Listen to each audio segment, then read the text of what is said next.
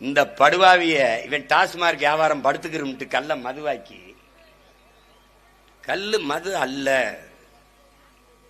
என் தம்பி சொல்றாப்புல பாண்டியன், அது மதுங்கிறது beer brandy whisky rum gin தான். அது மதுவும் அல்ல, அது விஷம், அது பாய்சன், பூச்சிக்கொல்லிங்கிறான். பூச்சிக்கொல்லி, பூச்சிக்கொல்லி, எலி மருந்து.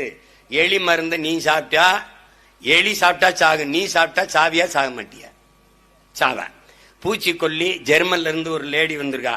ஒரு பொம்பளை வந்தாலாம்.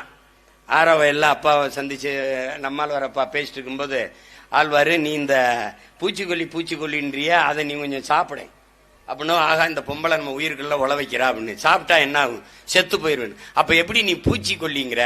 அதை உயிர்கொல்லின்னு தானே சொல்லணும், அப்படிதான் சொல்லணும். அப்ப இந்த கடையில, டாஸ்மார்க் கடையில விற்கிற இந்த ரம்மு, இந்த விஸ்கி, இந்த பிராண்டிய நம்ம மது என்று சொல்லக்கூடாது, விஷம் என்றுதான் சொல்லணும். அதை விஷம் என்றுதான் சொல்லணும்.